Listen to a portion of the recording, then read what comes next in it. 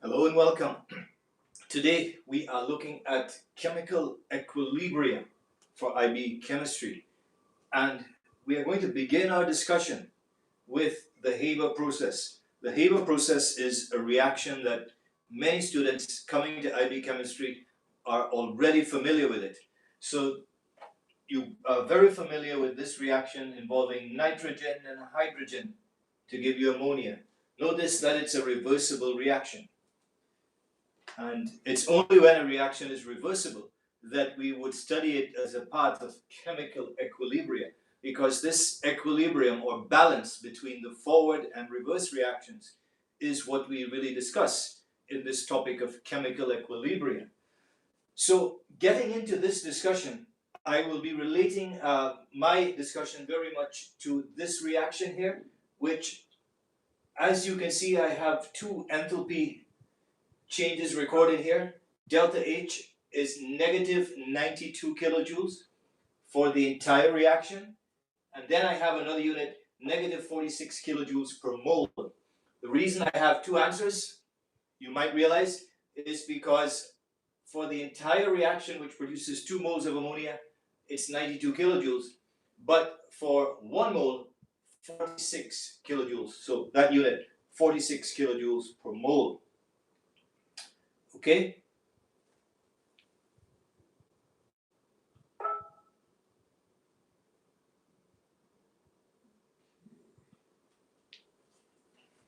Hello and welcome to this professional development.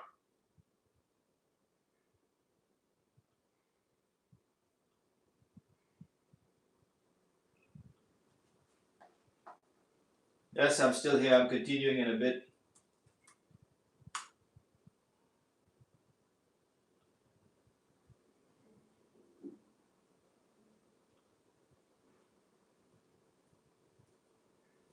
Right. Yes. Okay, so you can add your comments if you want on Google Hangouts, or you can add it live on YouTube as well, and I will be responding to you guys later on.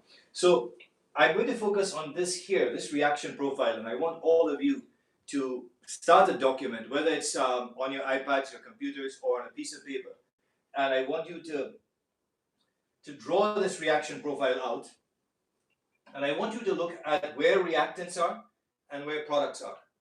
And you will be aware that because this reaction is exothermic, this reaction profile here fits this reaction, because the reactants have more energy than the products.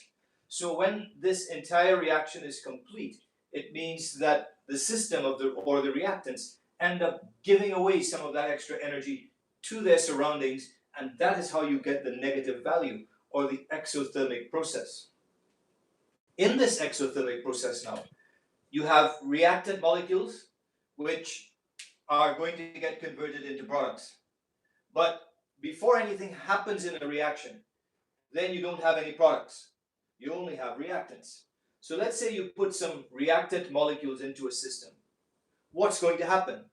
The only possible thing that can happen, and if it's nitrogen, which might be the blue, and hydrogen, which might be the orange, if it's that, then these two molecules would come together, and if they come together and you have the right amount of energy for their collision, then that collision can allow them to cross this barrier, and then in that sense they would become ammonia molecules. They would have enough energy to fuse together and cross this barrier and become ammonia molecules.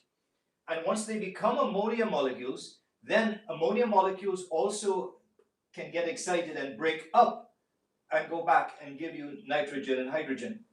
But to start things off, what you would have is the forward reaction happening here. And the reason you would only have the forward reaction happening to start off is because you only start off with reactants. So obviously the forward reaction is going to be quite fast at the beginning. But then as you start picking up some product molecules, the reactant or the forward reaction is going to start slowing down, and the reverse reaction is going to start picking up some of its speed. And then the point would come where both the forward and the backward become equal, and that is called equilibrium. So every system takes some time to come to equilibrium.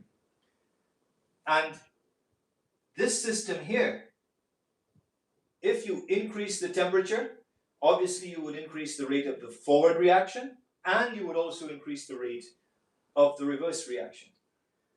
But which direction is more likely to happen at low temperatures? Is it the forward or is it the reverse? And very often students learn about this principle.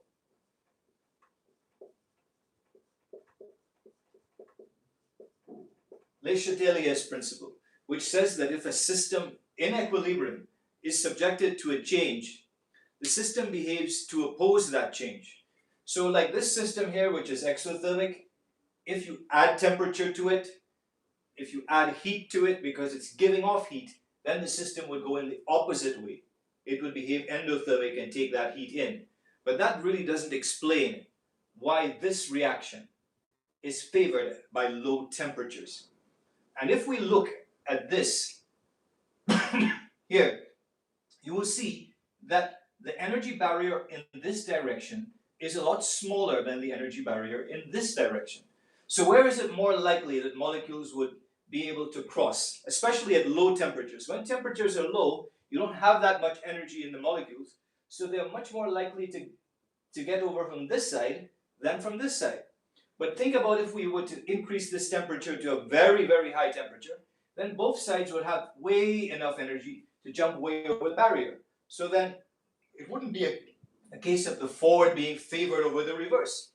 The reverse would have just as much chance as the forward. But at low temperatures, this reaction, the forward one, has a greater chance of going to completion, and the reverse, not so much.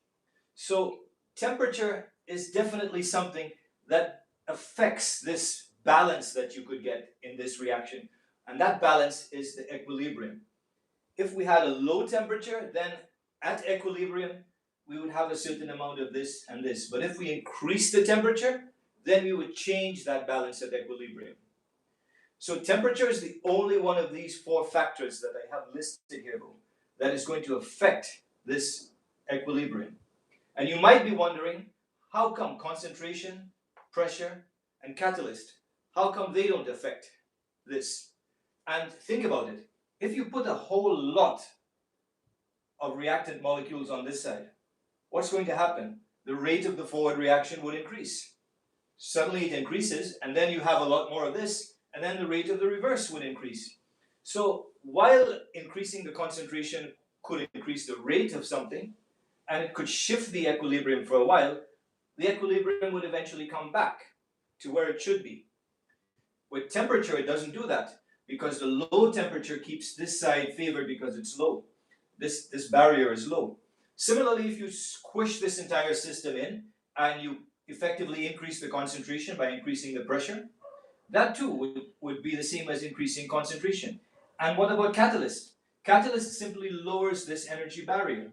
And if this energy barrier is lowered, it gives an increased chance for both sides. So the only thing that actually affects this equilibrium balance is temperature. And for this reaction, we can express this equilibrium ratio of products to reactants using this equation, where Kc is the equilibrium constant. It's the concentration of ammonia squared, because you have two molecules of ammonia here. That's why it's squared. One molecule of nitrogen, 1 mole, and 3 moles of hydrogen. So this is the equilibrium expression for this reaction with the Haber process. And I want you to note that of these four factors, this is the only one that affects the position of equilibrium. These other three do not affect the position of equilibrium. And I also made mention of Le Chatelier's principle, which states that if a system in equilibrium is subjected to a change or a constraint, it behaves to remove that constraint. In this case, this reaction is exothermic, so therefore, if you have a low temperature, the forward reaction is favored. If you have a high temperature, the reverse reaction gets favored. And we are going to look at this now by going into the PhET simulation, which for people looking on YouTube, I'm going to place a link for you to get to it. And for my students, I'm going to share on screen share on Google Meet. So we'll join up there on Google Meet in a few minutes.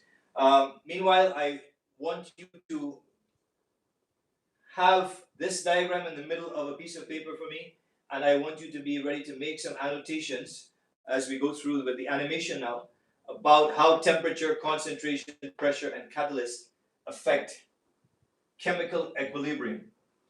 And also take a note of this, which is the equilibrium expression. There are quite a few other things in our chapter that we are going to consider, some of which are shared on my video, which I'll place a link below this live stream on YouTube for you to access that as well.